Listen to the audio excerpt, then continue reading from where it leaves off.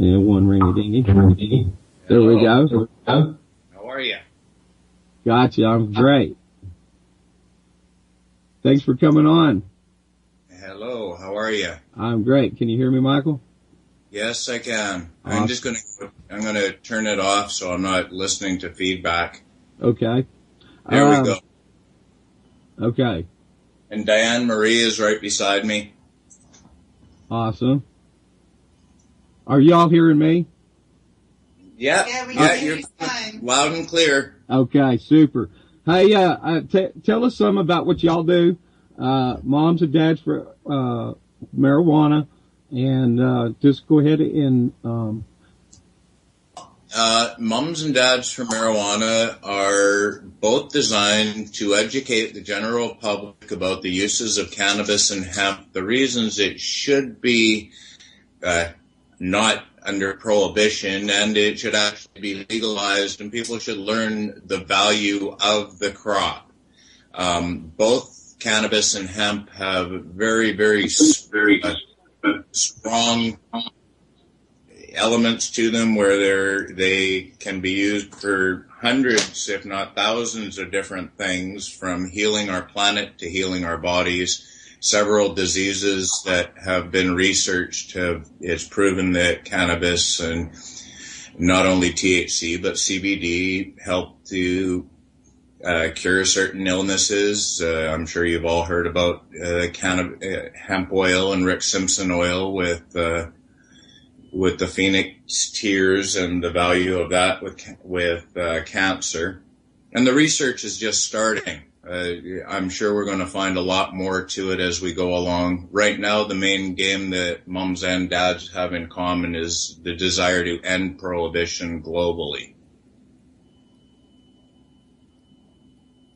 Yeah, absolutely. As I was saying as I closed out, that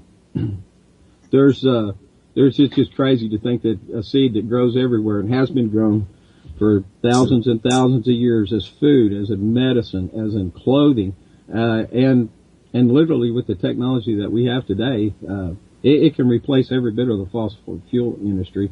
And as Ford, I believe it was, it said that we've got a little leeway right here. Or no, that was Carter that said that, and then Ford said, well, we've got everything we can do to grow right here on top of the ground, We don't have to dig another hole in the ground for a mine or oil well or anything.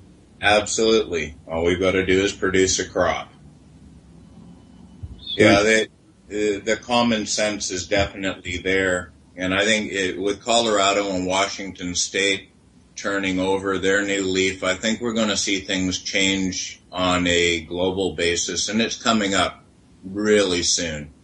I never thought I'd say that after watching the last 40 or 50 years, but I think we're actually close. Yeah, I can't believe it myself. Like I said about Arkansas here. I mean, you're talking a Bible Belt, but we are getting older too, and more people even people that don't even smoke pot. Like I said, out here in the country, a lot of people, going to church and all that. They confided that their vote was in favor of medical marijuana, and some might be surprised that they would vote that way. But it's hard to keep the truth under wraps, and absolutely. When something heals people and can make them feel better and be able to live a better life, where is the problem? I myself, both my mother and my mother-in-law have multiple sclerosis, and my mother has had bouts with skin cancer, which we've treated with cannabis oil and hemp oil, and she no longer has to have lesions removed from her face. Is there a logical reason this is illegal? Is my question. We obviously know the answer to this. Yeah, that's it's kind of ridiculous. And we see the different ways of using cannabis as a health benefit, from juicing it, and all the chlorophyll, even in other plants, that you're going to alkalize your body and prevent sicknesses and diseases and cancers and everything from even living in that environment, because they need an acid environment. So that alone by itself is good. But then you can take and make the cannabis oil, where it's the resins from the buds, and it kind of cooks down into a tar-like consistency. And this applied to, like you was talking about, to the skin cancers, heals it. Heals scar tissue. It taken internally, it helps children with autism, with seizures, epilepsy. Epilepsy. Diabetes. Mm-hmm. Yeah, diabetes. Yeah, the studies are in, and to this point, we've yet to find anybody that's ever died or overdosed on cannabis. So, the lies have been predominant through most of our lives. And it is seriously time to put an end to this. Parents deserve to know the truth when they're treating their kids. And if they can have a natural way to treat a child with epilepsy or even ADDH or ADHD or any of these different diseases that we've got that cannabis tends to help with, I find it ridiculous that they continue to say, no, it's against the law and you can go to jail for that. It kind of speaks for itself, if you ask me. I suspect that once we do have prohibition lifted and people get to learn what our methodology will be to be able to teach people how to use the plant in the different varieties, from juicing to using a vaporizer, from making panels for a car to making fuel. It's all available. That's pretty awesome, the hempcrete. You take the fibers from the inner stalk, and that's mixed with lime. And first of all, in the industry, to produce concrete, it requires a lot more energy because it needs more heat for the process. Yeah. So with lime, I mean, basically that's just crushed up rock, and mixed, and it just gets harder and harder with time. So a house that might last 80 or 100 years, under conventional building now, built with hempcrete could last hundreds and thousands of years. Yeah, hundreds and hundreds of years, absolutely. It is quite amazing. I've done a lot of studying. That is one of the goals that Diane and I have. We just got married 3 weeks ago, I believe, is to build a house that's using all the hemp technology, all the natural technology, make it self-sustainable, keep it off the grid, so to speak, for hydro and stuff. If anything, be feeding back to the grid for it to use. That's awesome. So, there's not much chance you've forgotten your anniversary in the past 3 weeks. I don't think so. I haven't had time to forget it yet. I'm just sinking into the fact that I'm actually married. Wow. I didn't really think it would ever happen again, and then this lovely lady came into my life, and I knew it was going to happen again. So awesome. That's amazing. You know what?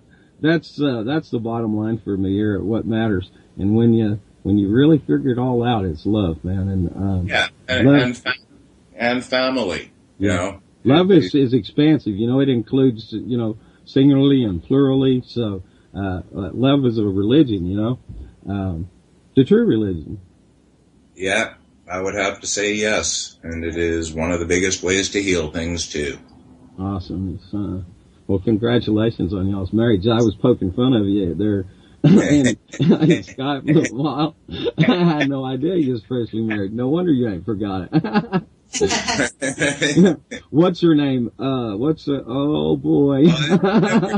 I never talked to Diane on Skype, so that was I was kind of stuck there. I had to figure out what her contact name was. If it was, I don't know. I didn't even know what it was. Like, y'all don't sit across the kitchen table from each other, texting and Skyping. Yeah, we Skype each other, and all we get is feedback bouncing around the room. It's like the dog thinks we're nuts. Okay, let's see. What project are you working on? You said you had just attended a meeting earlier today. Tell me about that. Well, I'm involved with a coalition here in Canada to stop the changes to the medical marijuana access regulations, commonly referred to as the MMAR. In Canada right now, Health Canada has laid out a set of guidelines for patients that have legal cannabis, and they're removing our right to grow, telling us that we have to pay $8 to $10 a gram, and trying to put a cap on how much cannabis can be actually prescribed. They're basically saying that they're going to go corporate, and we will have mail order cannabis from Health Canada. So we are in the process of launching a lawsuit to fight that process. It's against the Charter of Freedoms and Rights here in Canada, and it shouldn't exist. So we're challenging the federal government on this, and we're going to win.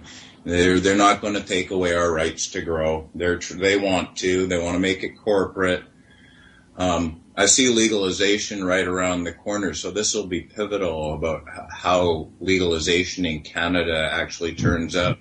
And that will be not only for us patients, because myself, I'm a patient, I have an exemption, and I have a person that is a friend that grows me my cannabis.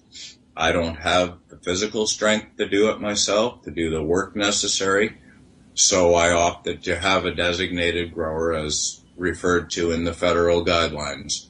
They're removing that right, along with the right. Some patients do have personal production licenses. Many do. Somewhere around 10,000 personal production licenses in Canada at present. And those are what they're trying to remove. And our lawsuit is to stop that. Well, we're doing because that's the direction they'll want to go here as well. Absolutely. And I'm kind of surprised. Our Canadian government always said, "Oh, once the United States is legalized, then we'll think about it," or whatever. And now it looks like we're going backwards, removing our rights to grow, which we've had for the last dozen years or so. As patients, we've been able to do the actual paperwork and be able to produce our own cannabis without bothering anybody. I think the availability for people to be able to grow their own medicine in some case is medicinal in itself, just the production, watching the plants grow, taking the responsibility of caring for them, watching it grow, and that can be very helpful to some patients too. It is very therapeutic. Yeah. And there are many plants like poppies and, I cannot remember the name of that one. They grow in England. They used to drink it during wartime for nerve calming effects. It's a plant.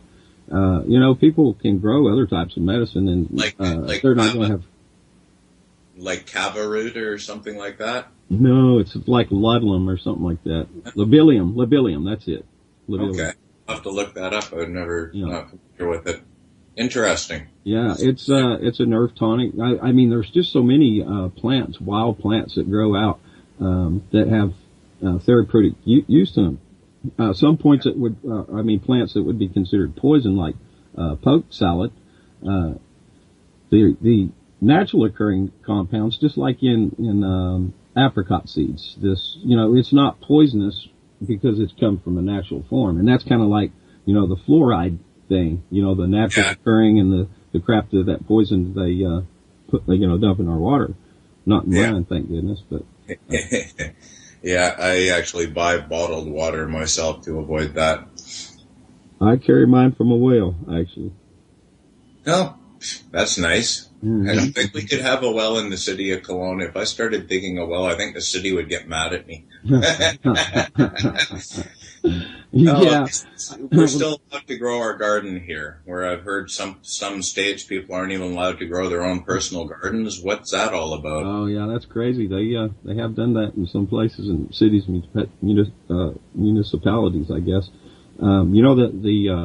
I think the system to go with is aquaponics, and for growing your food and your medicine, to use actually a combination with fish and plants. And I even go so far as to run it all the way down into wheatgrass and barley or whatever type of sprout system, and do a final filtration with a filtration system built in, and out that end comes clean drinking water, and then it's circulated back into the fish, and the system continues right on going. And you can grow covered, keep all the poisons falling out of the sky off your food, That's a project that I've had. Yeah, that would be interesting. I actually won a small phonic setup that I'm going to set up sometime soon. I wanted it to treating yourself in May this year. I was quite surprised. In the kitchen. And we're going to set it up in our kitchen. So we'll have stuff growing right in our kitchen. Yeah, I mean, a person would be surprised what you could do with just an aquarium alone. Oh yeah, definitely. I've read a lot. I haven't tried it yet, but I'll keep you posted as I set this puppy up. Yeah. Interesting. Yeah, for sure. Do you post up to YouTube or anything, or any kind of place like that? Dads for Marijuana has a YouTube channel where I have a personal one. I don't use it that much, but Dad's does, and we do some videos, educational videos. The guys are working on another video for Dads now. That's dadsformarijuana.org. Yes, it is. Right now we're 130 groups in 19 countries, and we've just taken on another chapter in Las Vegas as of today. They haven't yet been posted, but that is our newest chapter. Welcome, Las Vegas. Oh, wow, that's my second home. Right on.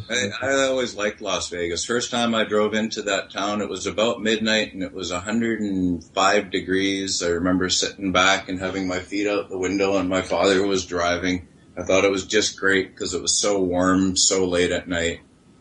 Oh, man.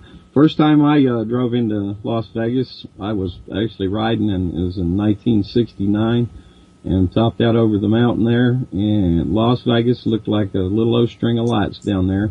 And, yeah, and now it is mountain to mountain, and it crawls up the mountains and over the hills. And yeah, and it's no longer a little string of lights; it's a whole whack of lights. Oh boy, it is. I'm looking. I'm scrolling through. I don't remember how far down it was, but I'm going for your link to post to into chat. So, Diane, what are you doing? You're Moms for Marijuana. You have a Facebook page.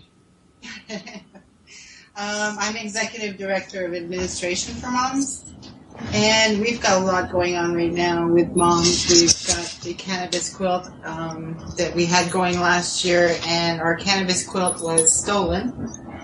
It was returned partially, but in very bad condition. So the cannabis quilt is on again. You can find it on Facebook for Moms for Marijuana Cannabis Quilt. We also have a few petitions going out for moms that are trying to get cannabis oil for their children that are sick and are being denied or being threatened by CPS to have their children removed or by their doctors to have their children removed. We also have another petition going for Lily Fisher, the Fight for Lily Fisher, that's in Washington, that our founder of Moms and her boyfriend, William Fisher, are fighting to get custody of his child and being denied because he's a medical patient. And this is in Washington where it's supposed to be legal to use cannabis. Yeah, and they have still removed Billy's daughter quite unjustly. And this has been it's been going on for 6 months now. We've had moms and activists that have had their children removed because they're medical patients. So there's a lot of information about that going on the website at momsformarijuana.org, also on the Facebook International page. And recently, a few days ago, we lost a mom due to a drunk driver who hit her head on. In Colorado? Yeah, that's the one. Yeah. Yes. She was pretty sad stuff. So, Mom's young life. Very young life. Yeah, but there's your marijuana and alcohol debate right there. Yeah, there isn't much of a debate, is there? No. Yeah. The side effects of marijuana are happiness, hungriness, and sleepiness. People get tired, they have a nap, they just enjoy life a little bit better. Your pain when you're diseased, it makes it a little more tolerable. nothing will get rid of all the pain, but I will say as a patient, I've been able to get myself off of 18 prescriptions thanks to learning more about cannabis and how to use it. And it's made my life from one I thought I wouldn't have for long to when I was daring enough to get married and hope to spend a long life with my new wife. Awesome. So the value in the power of what it can do for us is definitely there, at least in my personal views. And in all the countries where we have dads for marijuana, we have fathers that feel the same, that want to be able to teach their children the truth without fear of them being attacked by child protective services, et cetera, as Diane has explained. We've got several of our dads have gone through this problem, not only in the USA, in Canada, and other countries around the globe. And it's absolutely ridiculous. You know, to think that if a young child is cured from their cancer, there's no sign of it on cannabis oil, but they have a regulation that they have to be treated with chemo for 2.5 year minimum. So, I mean, this is just craziness to think that that some establishment can say that this is how you have to address your health, how you have to live.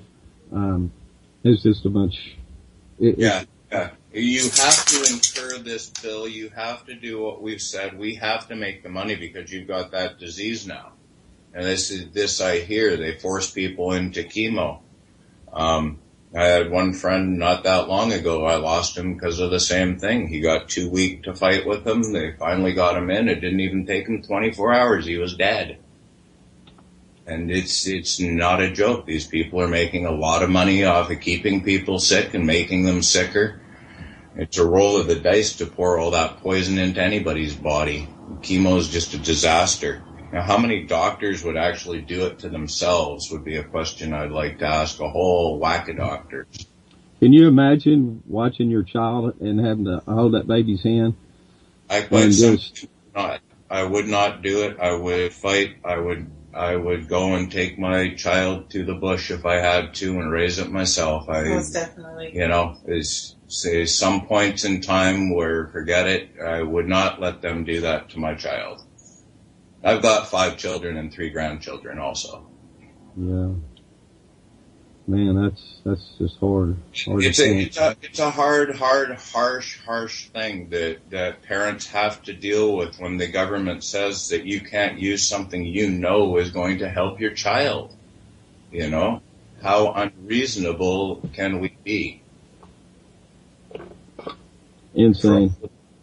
For all of you out there listening, Dad's has your back. We are working to help educate people. That's what we're all about, is making sure people know, you know. I think we have a responsibility, not only as parents, but as human beings who know the truth. We have that responsibility to let others know and to show them where the lies lay, because you can't take 5,000 years of cannabis use and say 80 of them are evil. Yeah. It doesn't make sense. Yeah. It's been used as medicine for 5,000 years plus. How did it all of a sudden become such this bad, evil thing over 80 years? Well, Jed Clampett probably tell you his oil. Yeah, it's all that oil. You got it. And Dow. And Randolph Hearst. You were outlining it before. And I think we're doing the right thing with mums and dads and getting out there and talking to people and handing out the literature and letting people know. You know, a lot of people are surprised, and sometimes they wonder, how do you approach somebody? Well, it's as easy as starting with hemp in the cereal aisle at the grocery store. You know, you start talking about the cereal box of hemp, and you move on and you get into cannabis. And it's that easy to spread the word. Yeah, it really is. And if you're passionate, you know, people are listening. We're starting to see that if we don't make some changes on the planet, we're all in a heap load of shit, putting it bluntly. So I do believe that we're at the verge of changing this all. I'd like to see the United States producing enough hemp to provide their oil without them destroying any more countries. Well, I'm not saying we got to keep bombing for peace, you know. Yeah, you got to get Obama's butt in line and make him do what's right for you guys, not what helps him. Well, You know? I think he and several preceding presidents deserve a prison sentence myself. Yeah, and we're looking at the same thing with our good old prime